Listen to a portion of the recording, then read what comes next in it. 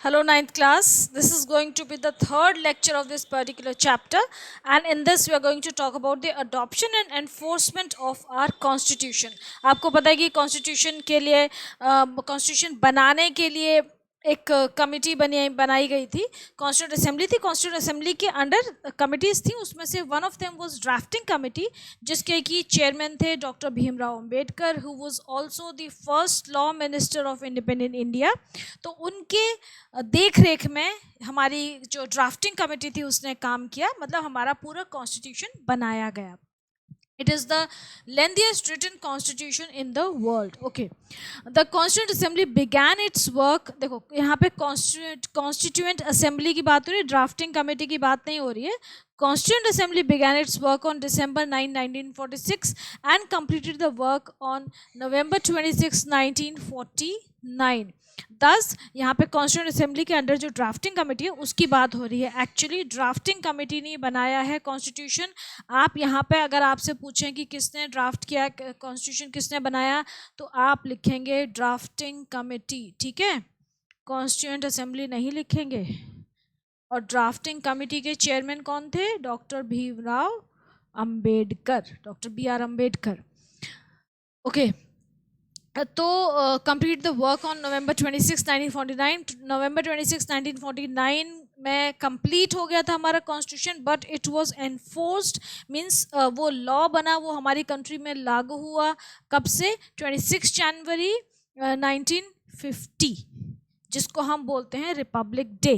ठीक है, that is by 26 January is celebrated as the republic day.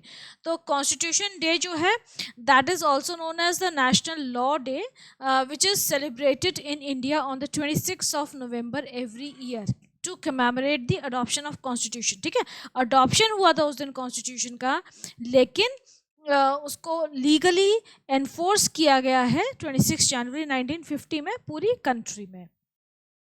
So we know that the constitution was adopted and declared as passed on November 6, 1949, जो कि national law day है. And constitution as a whole came into force on 26 January 1950. और इस दिन हम celebrate करते हैं क्या? अपना रिपब्लिक डे. अच्छा, ये भी बड़ी एक important बात है कि 26 जनवरी ही क्यों चूज़ किया? क्योंकि 26 जनवरी को पूर्ण स्वराज डिक्लेयर हुआ था. पूर्ण स्वराज मतलब एक्चुअली कांग्रेस का सेशन हुआ था, जिसमें कि लाहौर सेशन जिसको हम बोलते हैं, दिसंबर 29, 1929 में. तो वहाँ पे ये डिक्लेयर किया गया कि हर साल हम एक अपना नेशनल डे सेलिब्रेट करेंगे, जिसकी कि हम मतलब इंडियंस जो थे वो पूर्ण स्वराज की मांग कर रहे थे ब्रिटिश गवर्नमेंट से, मतलब कंप्लीट फ्रीडम, कंप्लीट ऑटोमेसी, कि हम अपनी ही गवर्नमेंट बनाएं, अपने रूल करें अपनी कंट्री में. तो जो पूर्ण स्वराज वाला जो रेजोल्यूशन है, it was passed on the Lahore session on December 29, 1929. लेकिन जो पूर्ण स्वराज डे के लिए जो उन्होंने डेट डिसाइड की थी, that was 26 January.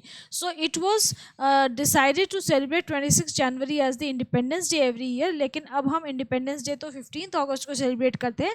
It is celebrated as republic day, क्योंकि हमने उस दिन अपना कॉन्स्टिट्यूशन अडॉप्ट किया, we brought it into force.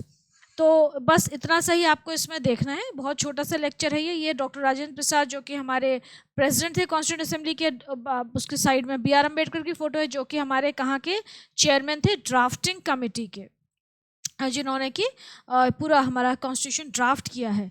तो यहाँ पे दे रखा है, doctor Rajendra Prasad acted as the president of the constituent assembly which was appointed to frame a constitution for the free India.